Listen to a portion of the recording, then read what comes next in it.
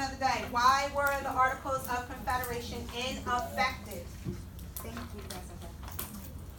So, when and why were the Articles of Confederation written? They were written in 1777 at the Second Continental Congress, but they were ratified in 1781. Ratified just means validated. So they were actually written 1777 at the Second Continental Congress, but all the states didn't adopt them until 1781.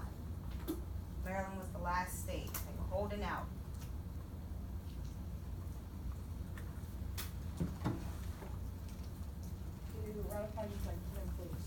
Validated, yeah. You could say they were adopted. Validated. So why? Why were the articles put in place? Why were the articles written?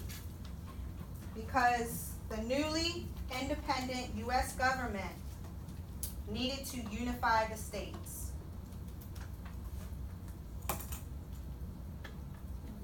Newly independent. So now we have our independence. They needed something to unify the states. That's why they wrote the Articles of Confederation. To unify the states. The newly independent U.S. government. So you could just say the U.S. needed to unify the states. That's fine. Sorry, guys. So Sawyer, what do we have? We have in 77, it was written in 1777 at the Second Continental Congress and ratified in 1781. And they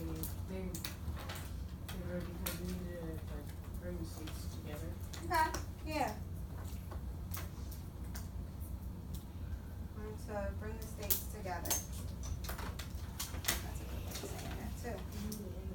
Majority of the delegates agreed they did not want a government that resembled the British monarchy.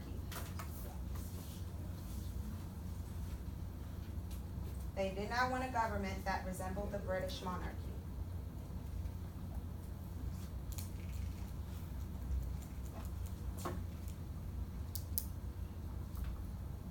That's still the first one.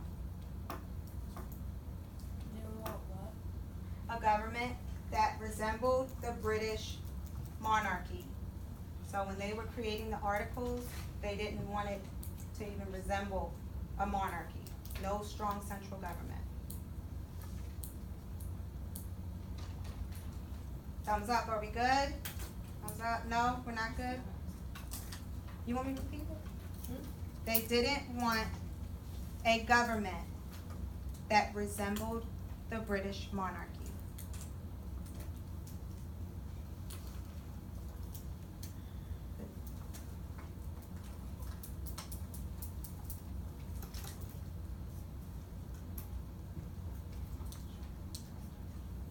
Thumbs up, we good? Yeah, all right. So, what did the Articles of Confederation include? What was in it? Each state is independent and has its own government. Each state is independent and has its own government.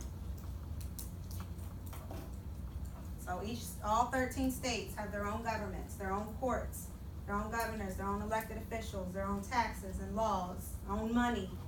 Each state is independent and has its own government. Each state sends delegates to the Congress. But that's nothing new. They've been doing that since the First Continental Congress. They've been sending delegates to represent them and their interests. So each state sends delegates to the Congress.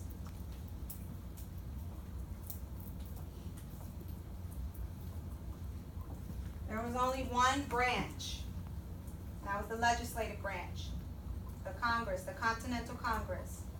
There's only one branch in the Articles of Confederation.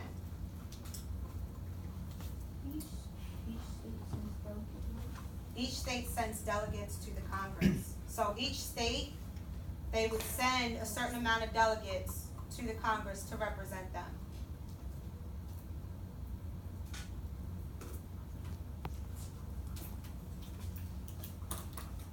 There was no judicial branch or executive branch in the Articles of Confederation. So they didn't have like a Supreme Court. They didn't have a president. They only had the Congress. That was it.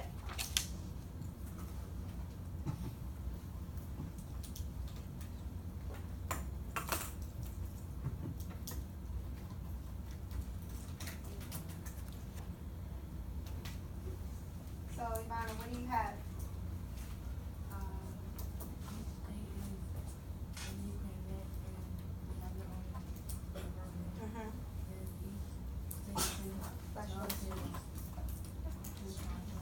Okay.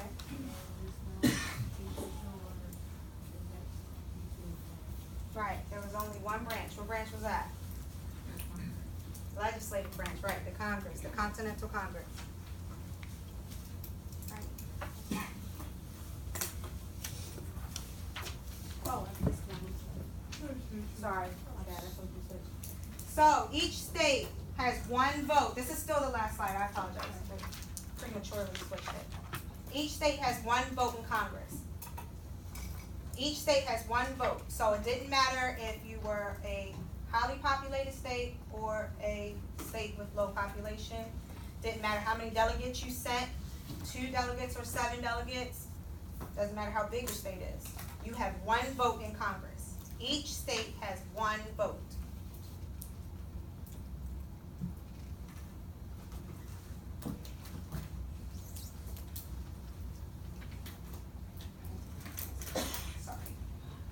So, Congress, what were some of the problems with the Articles of Confederation? One big problem is Congress could ask for taxes but had no power to collect taxes. So, I want you to think, what does our government spend its tax dollars on? I want you to collaborate with your partner and talk about it. Talk about it. What does our government spend our tax dollars on? Talk about it with your partner. Collaborate. You two collaborate. Collaborate. What kind of things tax dollars go to? What kind of things do tax dollars pay for?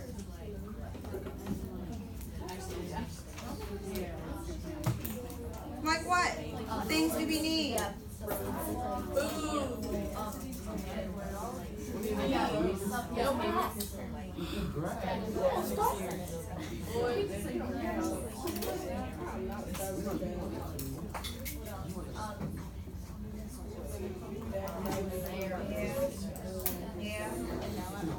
So Emma, what kind of things do tax dollars pay for?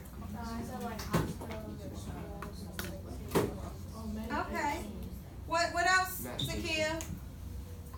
Zakia, what else? Like what? Like Medicaid and, insurance? Yeah. Okay. Kara, what else? What does our tax dollars pay for? Education. Education. What else, Danny? Military. Military, yes. Military, one of our biggest expenses in the country. Billions of dollars going into the military. So imagine if you have a government that has no power to collect taxes. We're not going to have any of these things. If we do have them, they're going to be very ill-funded. So Congress could ask for taxes but had no power to collect taxes. States still had their own money. So if I'm living in Maryland, but I maybe work in Virginia, I'm getting paid in Virginia money. I can't spend it in Maryland. That's a problem because each state had their own money. If I'm from New York and I want to travel to North Carolina and I only have New York money, I can't spend it in North Carolina. That's an issue, right? It causes inflation. It causes problems with our economy. Each state has its own money. No way to settle disputes between states. There were boundary issues between states. There's no mediation. There's no mediator. There's nobody to intervene. Congress didn't give themselves the power to intervene in state issues. So there's no court, there's no way to settle these issues between states. No way to enforce the laws on the states, especially if you don't have a well-funded army. You can't enforce the laws. And they didn't give themselves the power to enforce laws. They only illustrated these articles and specifically gave Congress powers. Any powers that were not specifically written were automatically given to the states. So that limited the central government in what they could do. So they can't really enforce the laws on the states. And amending the Articles of Confederation needed the approval of all 13 states. Now, we all saw how hard it was to get the Declaration of Independence written, with everybody having their own opinions, some people passively, aggressively just not showing up. Yeah, so it's kind of hard to get everybody on board when you got to get them amended, because you need them to all be on the same page. Yes. Yes, amend means change. Amending and changing, same thing.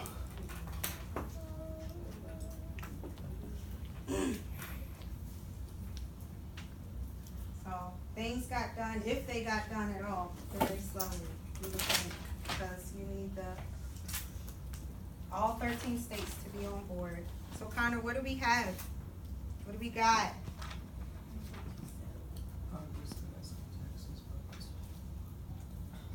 You're fine, baby.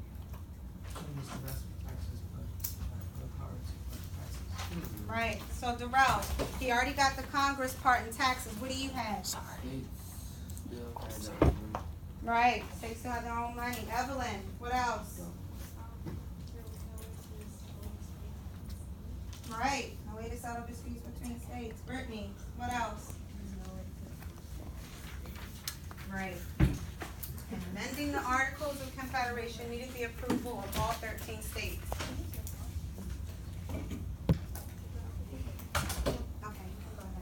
Good? Thumbs up? Alright.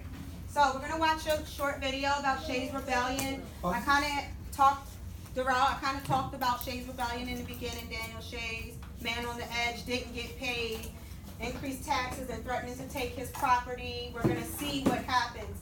In this portrait, they're at the courthouse right now. The protesters are here. They're protesting in an attempt to shut the courthouse down.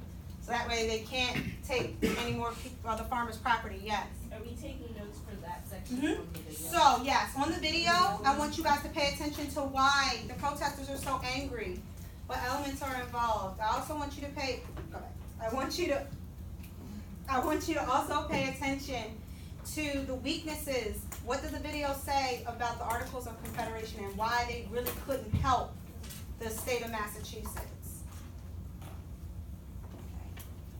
My video link doesn't work. Gotta make it do what it do.